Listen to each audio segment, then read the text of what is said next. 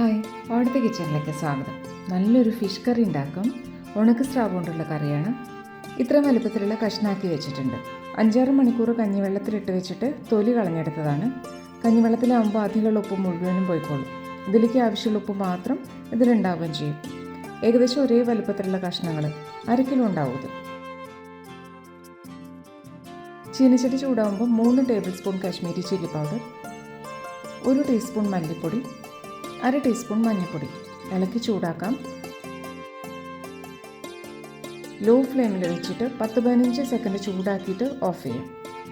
ചീനച്ചട്ടിയുടെ ചൂടിൽ തന്നെ ഇരുന്ന പാകത്തിന് കരിയാണ്ട് ചൂടാവും. കാശ്മീരി ചില്ലി പൗഡറൊക്കെ പ്രത്യേകിച്ചും പെട്ടെന്ന് തന്നെ കരിഞ്ഞു പോകും.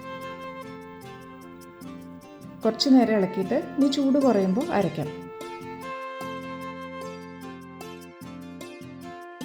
മല്ലിപ്പൊടി നമ്മൾ നേരത്തെ തന്നെ കഴുകി ഉണക്കിയിട്ട് ഡ്രൈ റോസ്റ്റ് ചെയ്തിട്ടാണ് പൊടിക്കുകയെന്ന് വെച്ചാലും പച്ചമണം മുഴുവനായിട്ട് മാറ്റാൻ ഇങ്ങനെ റോസ്റ്റ് ചെയ്യുമ്പോൾ പറ്റും. പൊടികളൊക്കെ ചൂടാറി മിക്സിയിലേക്ക് മാറ്റിയിട്ട് ഇത്തിരി വെള്ളം ചേർത്തിട്ട് അരയ്ക്കാം. ഗ്രേവിക്ക് നല്ല ഫ്ലേവർ ഉണ്ടാവും, നല്ല കൊഴുപ്പും ഉണ്ടാവും ഇങ്ങനെ അരച്ചിട്ടെടുക്കുമ്പോൾ. ആദ്യം 1/4 ഗ്ലാസ് വെള്ളം ഒഴിച്ച് അരച്ചിട്ട് പിന്നെ ആവശ്യത്തിന് വെള്ളം ഒഴിച്ചെടുക്കാം. ചീനച്ചട്ടിയിൽ 1 ടേബിൾ സ്പൂൺ വെളിച്ചെണ്ണ ഒഴിക്കാം. പീസസ് ഒന്നും അടി പിടിക്കാതിരിക്കാൻ വേണ്ടിയിട്ടാണ്. ഇനി മീൻ കഷ്ണങ്ങളിടാം.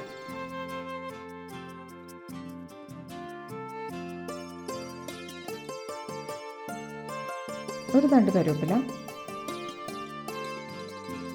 4 ഇഞ്ച് പീസ് ഇഞ്ചി നീളത്തിൽ അരിഞ്ഞത്, 10-12 വെളുത്തുള്ളി ഒന്ന് കട്ട് ചെയ്തിട്ടുണ്ട്. ഏകദേശം 20 ഉള്ളി ഉണ്ടാവും. നടുമുറിച്ചു, അത്രേ ഉള്ളൂ. ചെറുതായിട്ടൊന്നും അരിയണ്ട. ഇനി 4 പച്ചമുളക് കീറിയിടാം. അത്യാവശ്യം എരിവുണ്ടതിന്. കാശ്മീരി ചില്ലി പൗഡറാണല്ലോ ചേർക്കേണ്ടത്, അപ്പോൾ പച്ചമുളകിന് കുറച്ച് എരിവ് വേണം. 3/4 കപ്പ് നാളികേരക്കൊത്ത്. ഇനി ഒന്ന് ഇളക്കാം. ഉപ്പ് ചേർക്കണ്ട, പാകത്തിന് ഉപ്പ് കഷ്ണങ്ങളിൽ തന്നെ ഉണ്ട്. ലോ ഫ്ലെയിമിലാണ് കൂട്ടാൻ ഉണ്ടാക്കേണ്ടത്, അങ്ങനെയാണ് കൂടുതൽ സ്വാദ്.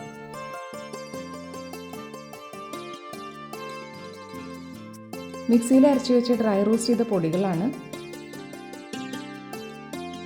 ഇനി ജാറ് കഴുകിയ വെള്ളം കൂടി ഒഴിച്ചിട്ട് യോജിപ്പിക്കാം.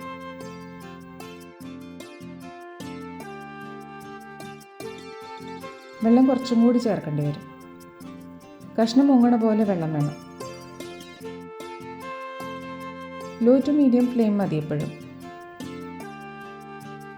കൊടംപുളി ഒരു 3-4 ഇഞ്ച് വലിപ്പത്തിലുള്ള കഷ്ണങ്ങൾ ചൂടുവെള്ളത്തിൽ കുതിർത്തി വെച്ചതാണ്. ഇതും കൂടി ഒഴിക്കാം.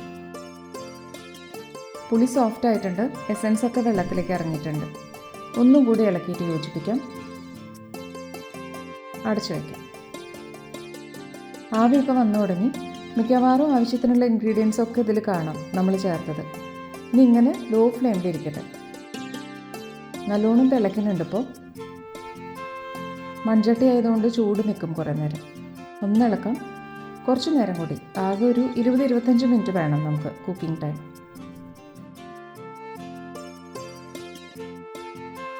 വെള്ളമൊക്കെ പാകത്തിന് വറ്റിയിട്ടുണ്ട്.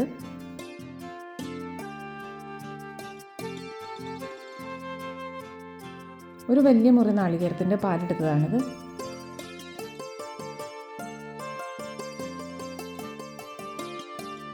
ഇനി ഒന്നും കൂടി തിളയ്ക്കണം പാലൊഴിച്ചതിന് ശേഷം. കൂടുതൽ നേരം വേണ്ട, ഒരു തിള വരണം. ഇപ്പോൾ തിളച്ചിട്ടുണ്ട്. ഇനി 2 തണ്ട് കറിവേപ്പിലയും കൂടി ചേർത്തിട്ട് ഓഫ് ചെയ്തിട്ട് ഉടനെ അടച്ചു വയ്ക്കാം.